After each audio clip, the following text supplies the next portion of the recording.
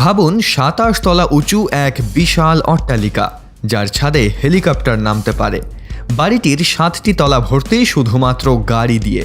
ভেতরে রয়েছে ৫০ জন বসার ক্ষমতাওয়ালা সিনেমা হল, রয়েছে একটি স্নো রুম যেখানে যখন খুশি তখন তুষারপাত করানো যায়। কি ভাবছেন কত টাকা খরচা হয়েছে এই বাড়িটি তৈরি করতে?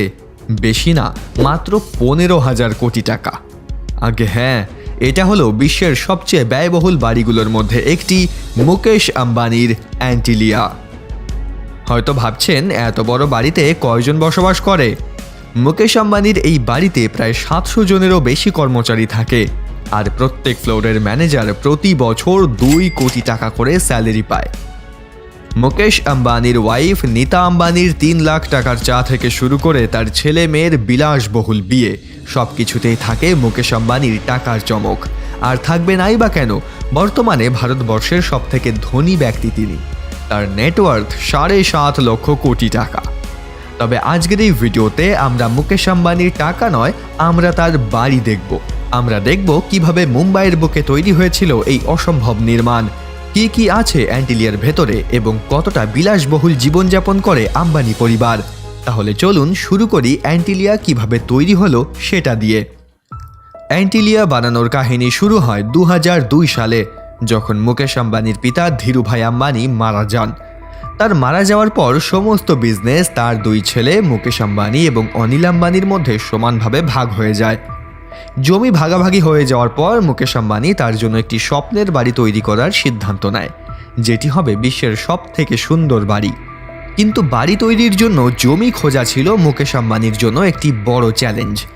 মুকেশ আম্বানি চাইছিল এমন একটি জায়গা যেটি ২৭ তলা উঁচু বিল্ডিংয়ের ভার বহন করতে পারবে, সাথে জায়গাটি হতে হবে মুম্বাইয়ের প্রাইম লোকেশনে।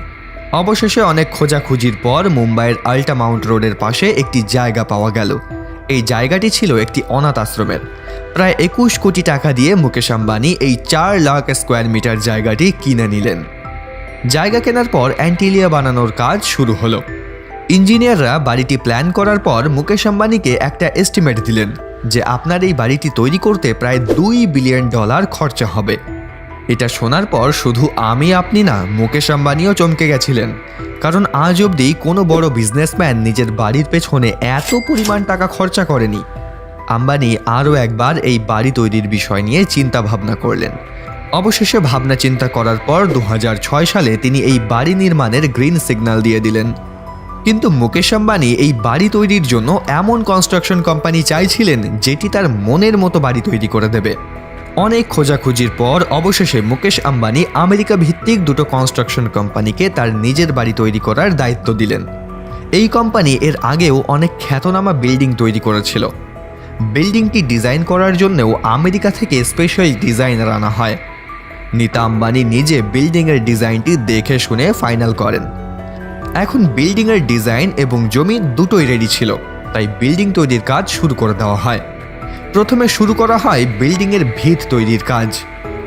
ভিতকে মজবুত করা ছিল একটি বড় চ্যালেঞ্জ, কারণ এই ভিতের ওপরই দাঁড়িয়ে থাকবে ২৭ তলা উঁচু অ্যান্টিলিয়া।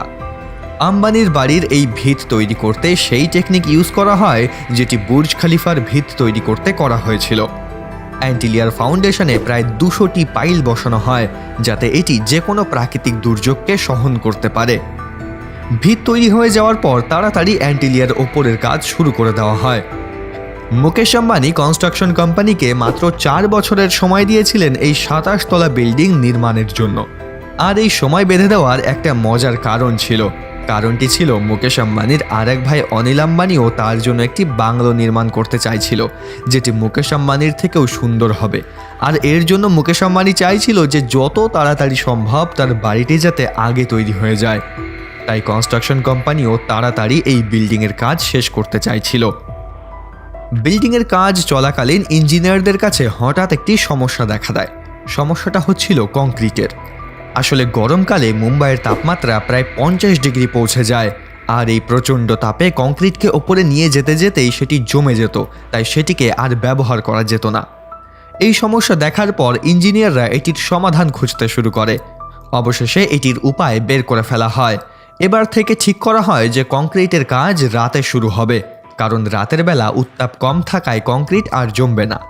অবশেষে 4 বছর দিন-রাত কাজ করার পর 2010 সালে $2 বিলিয়ন খরচা করে বানানো 27 তলা বিল্ডিংয়ের কাজ শেষ হয়। শখের বাড়ি সম্পূর্ণ হয়ে যাওয়ার পরেও মুকেশ আম্বানি সেই বছর তার বাড়িতে গৃহপ্রবেশ করতে পারেনি। কারণ মুকেশ আম্বানি এত টাকা পয়সার মালিক হলেও তিনি গ্রহ নক্ষত্র এবং জ্যোতিষবিদ্যায় অনেক বেশি বিশ্বাসী। তাই মুকেশ আম্বানি গৃহপ্রবেশের আগে অনেক সাধু সন্ন্যাসীদের কাছে যায় এবং জিজ্ঞাসা করে যে বাড়িতে ঢোকার সবথেকে শুভ সময় কোনটা। সাধু সন্ন্যাসীরা তাকে জানায় যে 2012 সাল অ্যান্টিলিয়াতে গৃহপ্রবেশের জন্য সবথেকে শুভ। সেই কথা মেনে মুকেশ আম্বানি বাড়ি তৈরির 2 বছর পর অর্থাৎ 2012 সালে ধুমধাম করে গৃহপ্রবেশ করে।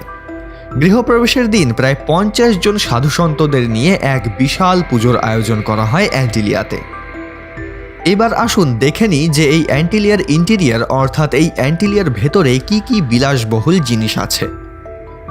অ্যান্টিলিয়া মুকেশ আম্বানির নিজের বাড়ি হলেও এখানে তার সাথে প্রায় 600 জন কর্মচারী থাকেন।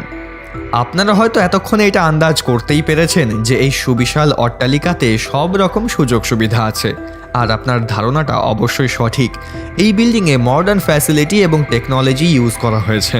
এই বিল্ডিংয়ে 3টে হেলিপ্যাড আছে, একটি মন্দির, একটি প্রাইভেট স্পা, একটি পার্সোনাল থিয়েটার যেখানে 50 জন মানুষ একসাথে বসে সিনেমা দেখতে পারবে, একটি স্নো রুম রয়েছে যেখানে যখন খুশি তখন আর্টিফিশিয়ালভাবে তুষারপাত করানো যায়, একটি প্রাইভেট গার্ডেন আছে। এরই সাথে এমন অনেক সুযোগ সুবিধা আছে যেটা আমরা শুধু স্বপ্নতেই কল্পনা করতে পারি। এই 27 তলা উঁচু বিল্ডিংয়ের 2 তলা জুড়ে রয়েছে একটি হেলথ সেন্টার। আপনারা জানেন কিনা জানি না, তবে মুকেশ আম্বানির গাড়ির খুব শখ রয়েছে, আর তিনি তার বাড়িতে প্রায় 168টি নামি দামি ব্র্যান্ডের গাড়ি রেখেছেন।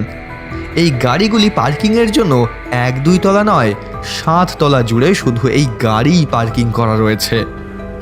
তাহলে আপনারা নিশ্চয়ই কল্পনা করতেই পারছেন যে যেই বিল্ডিংয়ের 7 তলা জুড়ে শুধু গাড়ি পার্কিং করা রয়েছে সেই বাড়িটি দেখতে কতটাই না সুন্দর হবে। বাই দ্য ওয়ে, একটা প্রশ্ন জিজ্ঞেস করি আপনাদের, আপনারা যদি কোনোদিনও আম্বানির বাড়িতে প্রবেশ করার অনুমতি পান তাহলে আপনি সবার আগে কি করবেন? নিচে কমেন্ট করে জানান। আপনার হয়তো এখন মনে হচ্ছে যে আম্বানির বাড়িতে যে কর্মচারীরা থাকে তারা কিরকম ফিল করে। আসলে আম্বানির বাড়ির কর্মচারীরা এমনভাবে থাকে যেন তারা কোনো 7 স্টার হোটেলে রয়েছে। এই বিল্ডিংয়ের প্রত্যেকটি ফ্লোরের একজন করে ম্যানেজার থাকে, আর এই ম্যানেজারদের বছরের বেতন প্রায় 2 কোটি টাকা। তাহলে বুঝতেই পারছেন মুকেশ আম্বানি তার নিজের কর্মচারীদের কতটা খুশি রাখেন। এবার মুকেশ আম্বানির বিষয়ে আরও একটি তথ্য শুনলে আপনারা তো চমকে উঠবেন। আসলে মুকেশ আম্বানি লন্ডনেও 300 একর জমি কিনেছে এবং সেখানেও 600 কোটি টাকা দিয়ে আরেকটি বাংলো তৈরি করেছে। মুকেশ আম্বানির পরিবার যখন লন্ডনে যায় তারা এই বাংলোতেই থাকে। গুঞ্জন তো এমনও শোনা যায় যে আম্বানি পরিবার নাকি আস্তে আস্তে লন্ডনের এই বাড়িতেই শিফট হয়ে যাবে। তাহলে প্রিয় দর্শক, এই ছিল মুকেশ আম্বানির বিলাসবহুল বাড়ি অ্যান্টিলিয়ার পুরো কাহিনী। আপনাকে যদি এই $2 বিলিয়ন দেওয়া হয় তাহলে আপনি কি এমন বিলাসবহুল বাড়ি তৈরি করবেন নাকি অন্য কিছু? নিচে কমেন্ট করে জানান। ভিডিওটি ভালো লাগলে ভিডিওটিকে একটি লাইক করুন এবং চ্যানেলটিকে সাবস্ক্রাইব করতে ভুলবেন না।